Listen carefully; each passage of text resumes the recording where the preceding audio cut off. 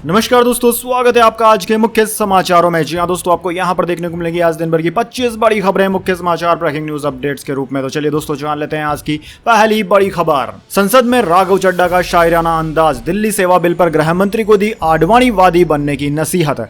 जी हां दोस्तों, दिल्ली सेवा बिल को आज राज्यसभा में पेश कर दिया गया। इसके विरोध में जब आम आदमी पार्टी सांसद राघव चड्ढा बोलने के लिए उठे तो उन्होंने भाजपा सरकार पर जमकर निशाना साधा। राज्यसभा में राघव चड्ढा ने शायराना अंदाज में सरकार पर निशाना साधा। दिल्ली सेवा बिल का समर्थन करने वालों पर हमला बोलते हुए उन्होंने कहा कि अगर खिलाफ हैं तो होने दो, जान थोड़ी है, ये सब धुआं है, कोई आसमान थोड़ी है, लगेगी आग तो आएंगे घर कई जद में, यहां पे सिर्फ मेरा मकान थोड़ी है। आम आदमी पार्टी सांसद राघव चड्ढा ने राज्यसभा में दिल्ली सर्विस बिल पर बोलते हुए कहा कि यह राजनीतिक धोखा है। उन्होंने कहा कि एक टाइम वो भी था जब भारतीय जनता पार्टी ने खुद दिल्ली को पूर्ण राज्य का दर्जा दिए जाने की मांग की थी। वे बोले कि एक समय था जब अटल बिहारी वाजपेयी सरकार में उप प्रधानमंत्री रहे लालकृष्ण आडवाणी खुद इस सदन में कॉन्स्टिट्यूशन अमेंडमेंट बिल 2003 लाए थे। इसमें दिल्ली को पूर्ण राज्य का दर्जा दिए जाने की मांग थी। इसके बाद 2013 के अपने चुनावी घोषणा पत्र में भी भाजपा ने कहा था कि हम दिल्ली को पूर्ण राज्य का दर्जा देंगे, लेकिन आज वे दिल्ली को अर्ध राज्य भी नहीं बने रहने देना चाहते हैं। इसके बाद दोस्तों, अगली बड़ी खबर। कांग्रेस अध्यक्ष खड़गे बोले, पीएम को 75 साल बाद क्विट इंडिया याद आया। कहा, आपके राजनीतिक पूर्वजों ने तिरंगे का बहिष्कार किया, आपकी सरकार दंगे करवा रही है। जी हां दोस्तों, कांग्रेस अध्यक्ष मल्लिकार्जुन खड़गे ने रविवार यानी कि 6 अगस्त को पीएम मोदी पर निशाना साधा। सोशल मीडिया पर उन्होंने लिखा कि प्रधानमंत्री मोदी जी, पिछले 10 सालों से आपने सिर्फ तोड़ने की नकारात्मक राजनीति की है। अब आपकी जुबान से इंडिया के लिए भी कड़वे शब्द निकल रहे हैं। खड़गे ने यह भी कहा कि पीएम को पिछले 75 साल में क्विट इंडिया मूवमेंट याद नहीं आया। उनके राजनीतिक पूर्वजों ने तो इस अभियान का विरोध किया था, लेकिन अब उन्हें यह मूवमेंट याद आ रहा है। दरअसल दोस्तों, रविवार को पीएम मोदी ने एक कार्यक्रम में कहा कि आपको 9 अगस्त याद है ना, उस दिन ऐतिहासिक क्विट इंडिया मूवमेंट की आंदोलन की शुरुआत हुई थी। इसी से प्रेरित होकर आज पूरा देश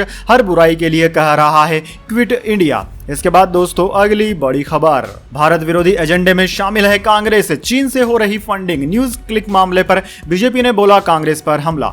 जी हां दोस्तों, भारतीय जनता पार्टी ने कांग्रेस पार्टी पर देश विरोधी एजेंडा चलाने के लिए चीन के साथ मिलीभगत का आरोप लगाया है। केंद्रीय मंत्री अनुराग ठाकुर ने एक प्रेस कॉन्फ्रेंस कर कहा कि कांग्रेस और चीन एक ही गर्भनाल का हिस्सा है। कांग्रेस और चीन का कनेक्शन जोड़ते हुए उन्होंने न्यूज क्लिक वेबसाइट का भी जिक्र किया और कहा कि इस वेबसाइट के जरिए चीन की कम्युनिस्ट पार्टी का प्रोपेगेंडा चलाया जाता है। उन्होंने कहा कि राहुल गांधी की नकली मोहब्बत की दुकान में चीनी सामान साफ देखा जा सकता है। इंडिया गठबंधन पर हमला बोलते हुए केंद्रीय मंत्री अनुराग ठाकुर ने कहा कि इस गठबंधन के नेता और इनके पोषित समर्थित लोग कभी भारत का हित नहीं सोच सकते। भारत कैसे कमजोर हो, कैसे भारत के हित को नुकसान पहुंचाया जाए और कैसे भारत विरोधी एजेंडे को हवा खाद पानी दिया जाए, ये सारी चिंता इससे जुड़े लोग करते हैं। इसके बाद दोस्तों, अगली बड़ी खबर। बिहार में जातीय गणना फिलहाल जारी रहेगी। सुप्रीम कोर्ट ने कहा 14 अगस्त को सुनेंगे मामला। हाई कोर्ट के फैसले के खिलाफ याचिका पर सुनवाई स्थगित। जी हां दोस्तों, सुप्रीम कोर्ट ने बिहार सरकार के जाति आधारित सर्वेक्षण को बरकरार रखने के पटना हाई कोर्ट के फैसले के खिलाफ दायर याचिका पर सुनवाई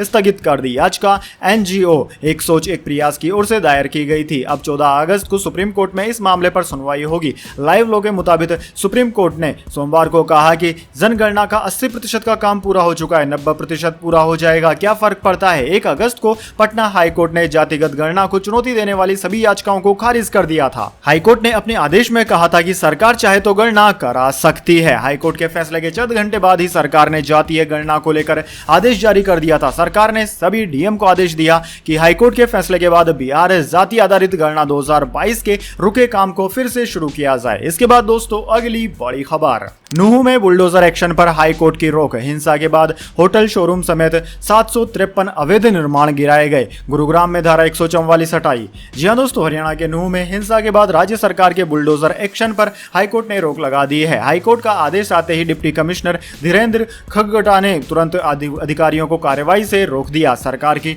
डिमोलिश ड्राइव का हाईकोर्ट ने सुआ मोटो लिया था। पंजाब और हरियाणा हाईकोर्ट की जस्टिस गुरमीत सिंह संधवालिया ने रोक के आदेश दिए। नूह में पिछले 4 दिन से तोड़फोड़ की कार्रवाई चल रही थी। इस दौरान 753 से ज्यादा घर, दुकान, शोरूम, झुग्गियां और होटल गिराए जा चुके हैं। प्रशासन ने इन्हें अवैध बताते हुए कहा कि इनमें रहने वाले 31 जुलाई की हिंसा में शामिल थे। नूह में अब तक प्रशासन ने 37 जगहों पर कार्रवाई कर 57.5 एकड़ जमीन खाली कराई। इनमें 162 स्थायी और 591 अस्थायी निर्माण गिराए गए। नूह शहर के अलावा पुन्हाना, नगीना, फिरोजपुर, जिरका और पिंगवाम जैसे इलाकों में भी अतिक्रमण हटाए गए हैं। इसके बाद दोस्तों, अगली बड़ी खबर। मणिपुर मणिपुर हिंसा, सुप्रीम कोर्ट ने जांच के लिए बनाई कमेटी, हाईकोर्ट की 3 पूर्व जजों को किया शामिल।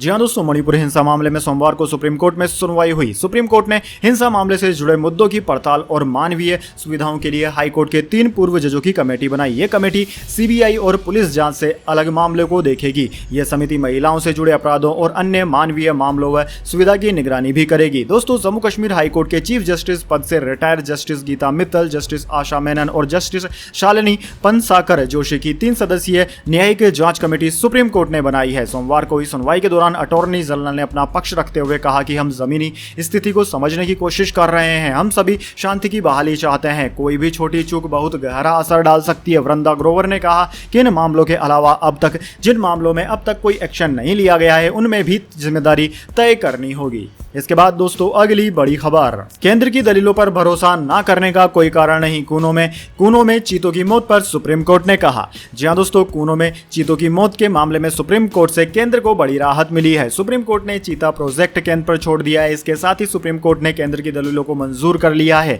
साथ ही कहा है कि केंद्र की दलीलों पर भरोसा न करने का कोई कारण नहीं है। केंद्र विशेषज्ञों की राय पर भी विचार करे। सुप्रीम कोर्ट ने चीतों को लेकर दाखिल याचिका पर सुनवाई बंद कर दी। कोर्ट ने कहा कि हमें केंद्र पर अविश्वास क्यों करना चाहिए। वे कहते हैं कि वे कदम उठा रहे हैं, ये विदेशी विशेषज्ञों से परामर्श कर रहे हैं। इसके बाद दोस्तों, अगली बड़ी खबर, लोकसभा इलेक्शन 2024, आरएलडी ने सपा के सामने रखी 10 लोकसभा सीटों की मांग। जी हां दोस्तों, उत्तर प्रदेश में विपक्षी दलों ने 2024 लोकसभा चुनाव की तैयारियां शुरू कर दी है। विपक्षी दलों के बीच में सीटों को लेकर भी चर्चा शुरू हो गई है। राष्ट्रीय लोकदल आरएलडी ने समाजवादी पार्टी के सामने 10 लोकसभा सीटों की मांग रखी है, जिसमें मथुरा, हाथरस, मुजफ्फरनगर, बागपत जैसी सीटें शामिल है। आरएलडी नेतृत्व का मानना है कि पश्चिम उत्तर प्रदेश में आरएलडी जितनी ज्यादा सीटों पर चुनाव लड़ेगी, विपक्षी गठबंधन को उतना ही ज्यादा फायदा होगा। सूत्रों के मुताबिक नवंबर तक सीट शेयरिंग को लेकर फार्मूला तय हो जाएगा। विधानसभा चुनाव में 8 और बाद में खातौली उपचुनाव में जीत हासिल कर आरएलडी के कुल 9 विधायक विधानसभा में है। इस प्रदर्शन से उत्साहित आरएलडी नेतृत्व का मानना है कि उनको लोकसभा चुनाव में पश्चिम यूपी की ज्यादा से ज्यादा सीटें मिले। इसके बाद दोस्तों, अगली बड़ी खबर, फिल्म रॉकी और रानी की 100 करोड़ क्लब में एंट्री। रविवार को 13.50 करोड़ का कलेक्शन किया। 2023 की छठी सबसे ज्यादा कमाने वाली हिंदी फिल्म बनी। जी हां दोस्तों, रॉकी और रानी की प्रेम कहानी ने 100 करोड़ रुपए का आंकड़ा पार कर लिया है। फिल्म ने रविवार को 13.5 करोड़ रुपए का कलेक्शन किया। इस तरह फिल्म की टोटल कमाई 105.08 करोड़ रुपए हो गई है। रॉकी और रानी की प्रेम कहानी 2023 की छठी सबसे ज्यादा कमाने वाली हिंदी फिल्म बन गई है। फिल्म की शानदार कमाई अभी जारी है। फिल्म को रिलीज हुए अभी 2 हफ्ते भी नहीं हुए हैं। 11 अगस्त को 2 फिल्में गदर 2 और ओ माई गॉड 2 रिलीज होने वाली है। इसके बाद रॉकी और रानी की कमाई कैसी रहती है, यह देखना दिलचस्प होगा। इसके बाद दोस्तों, अगली बड़ी खबर, गुलाम नबी बोले आर्टिकल 370 जम्मू कश्मीर के लिए फायदेमंद था। इसे हटाने का समर्थन करने वाले वहां की असलियत नहीं जानते।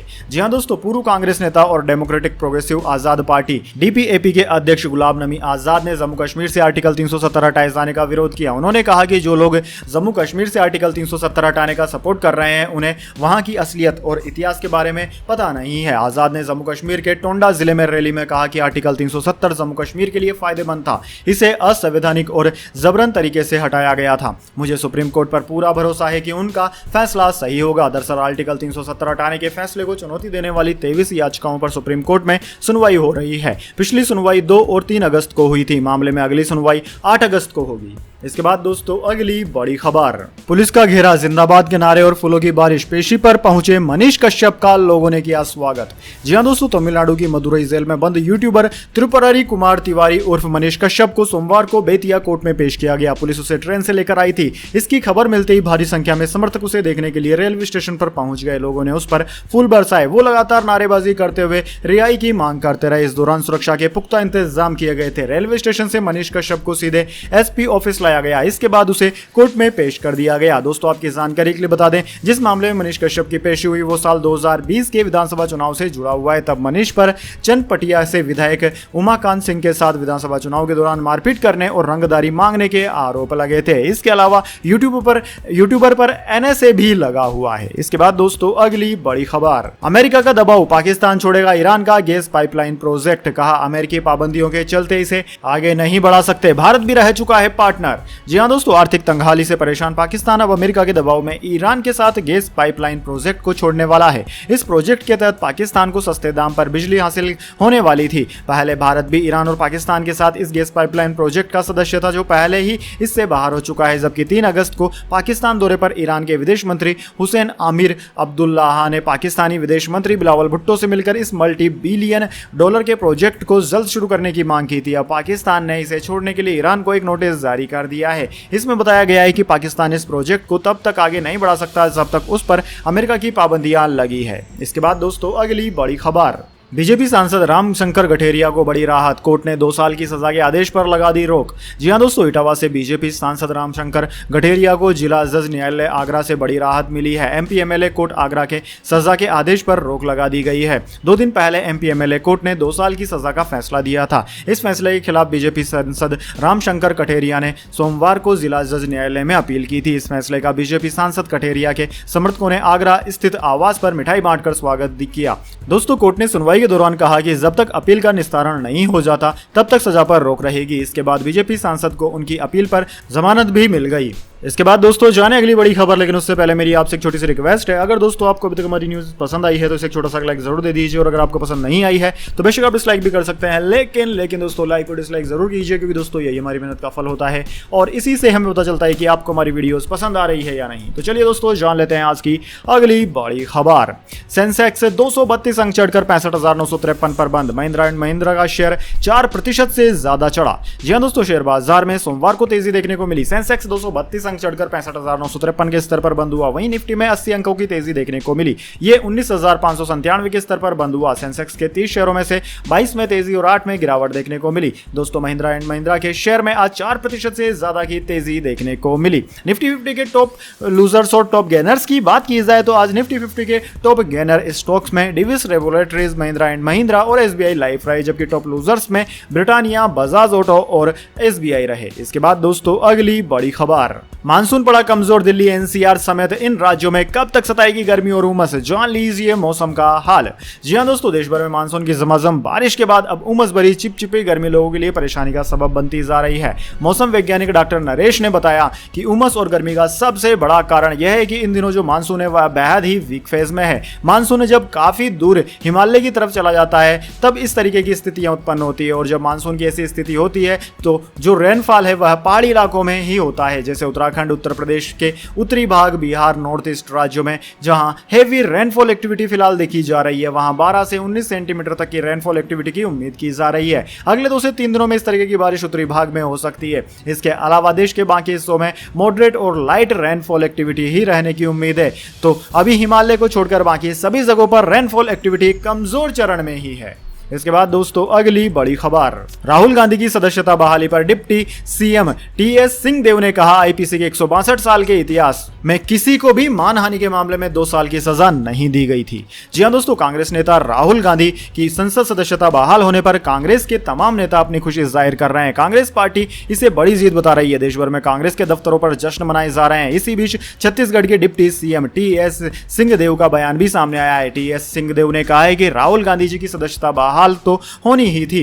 आईपीसी के 162 साल के इतिहास में मानहानि के मामले में किसी को 2 साल की सजा नहीं दी गई थी। छत्तीसगढ़ के deputy CM TS Singhdeo media से बातचीत के दौरान कह रहे थे कि आईपीसी के 162 साल के इतिहास में मानहानि के मामले में किसी को 2 साल की सजा नहीं दी गई। इस मामले में या तो सजा होती है या फिर जुर्माना। राहुल गांधी को दोनों हुए, ये ठीक नहीं था। इसके अलावा डिप्टी सीएम ने अपने ऑफिशियल ट्विटर हैंडल पर ट्वीट करते हुए लिखा कि लोकतंत्र के गलियारे में सत्य की गूंज एक बार फिर गूंजी। इसके बाद दोस्तों अगली बड़ी खबर, टमाटर के भाव ने बढ़ाए थाली के दाम। वेजिटेरियन थाली की कीमत जुलाई में 34% बढ़ी। नॉन वेज थाली के रेट में 13% की बढ़त। जी हां दोस्तों, भारत में एक वेजिटेरियन थाली की कीमत जून की तुलना में जुलाई में 34% बढ़ गई है। क्रिसिल ने सोमवार को जारी की है अपने फूड प्लेट कॉस्ट के मंथली इंडिकेटर में इस बात की जानकारी दी। क्रिस्टल के मुताबिक वेजिटेरियन थाली की कीमत बढ़ाने का 25% कारण टमाटर की महंगाई को माना जा सकता है। जून में 33 रुपए प्रति किलो से 233% बढ़कर जुलाई में टमाटर की कीमत 110 रुपए प्रति किलो हो गई।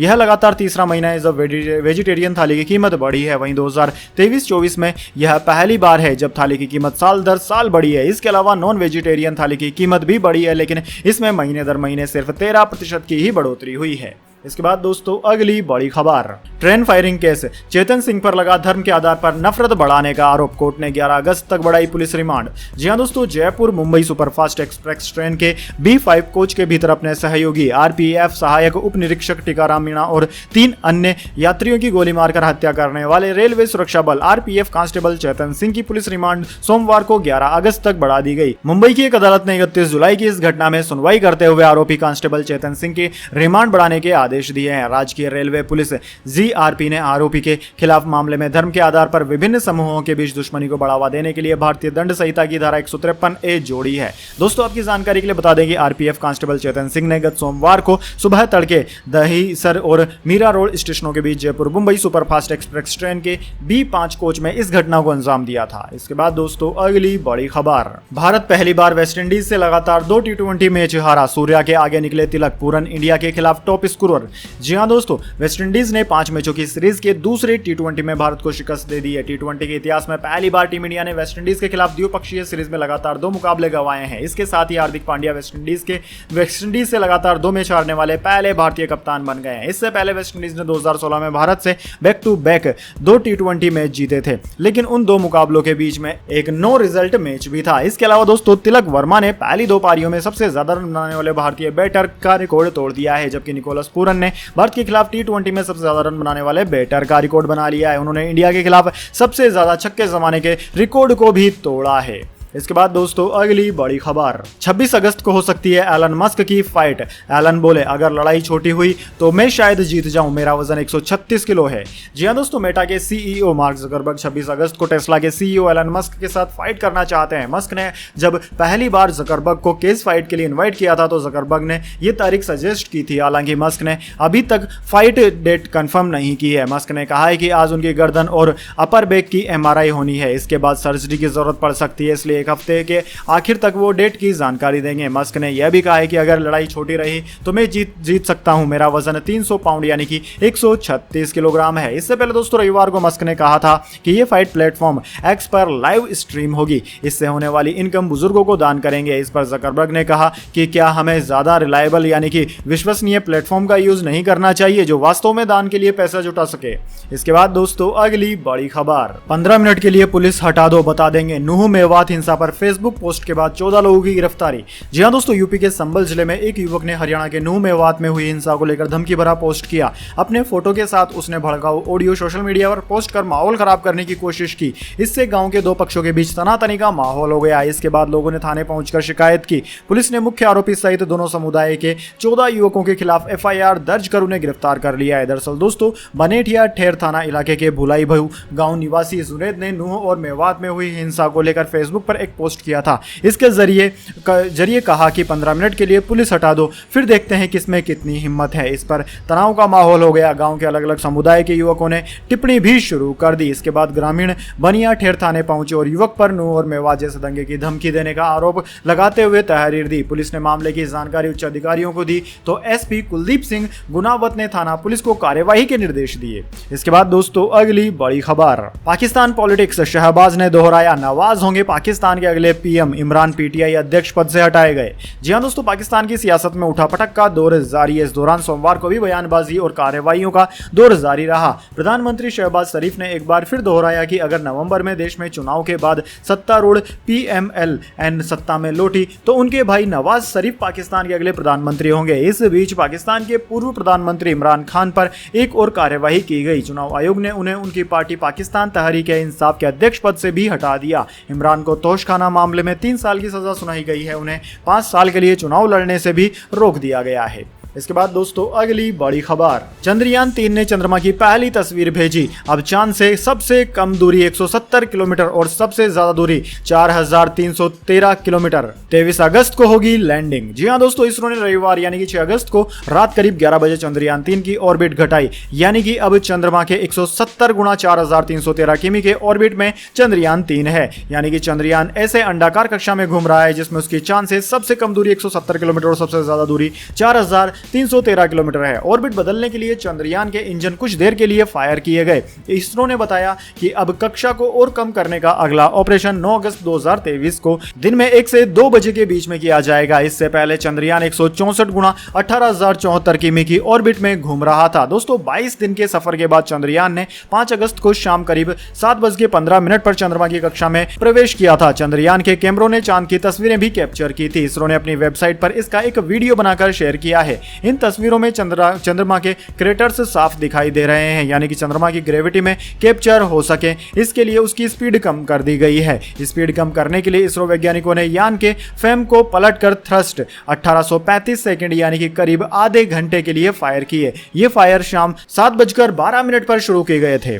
तो दोस्तों यह थी आज की तमाम बड़ी खबरें। इसके बाद दोस्तों बारी आती है आज के माइंड क्विज क्वेश्चन की। जी हाँ दोस्तों, एक आसान से सवाल का जवाब देकर आप जीत सकते हैं एक अमेजिंग सरप्राइज गिफ्ट हमारे यूट्यूब चैनल की ओर से। तो दोस्तों आज का सवाल आपकी स्क्रीन पर आ चुका है। तानसेन कौन से राजा के दरबारी कवि थे? जी हाँ दोस्तों, अगर आप जानते हैं कि तानसेन कौन से राजा के दरबारी कवि थे तो जल्दी से उस राजा का नाम कमेंट में लिख दीजिए। अगर दोस्तों आपका जवाब होता है एकदम सही और आप चुन जाते हैं लकी विजेता के रूप में, तो आपको मिल सकता है एक अमेजिंग सरप्राइज गिफ्ट हमारे यूट्यूब चैनल की ओर से। तो दोस्तों जल्दी से अपना उत्तर कमेंट में लिख दीजिए, वीडियो को लाइक कर लीजिए, चैनल को सब्सक्राइब करके बेल आइकन भी दबा लीजिए। धन्यवाद। वंदे मातरम। जय हिंद, जय भारत।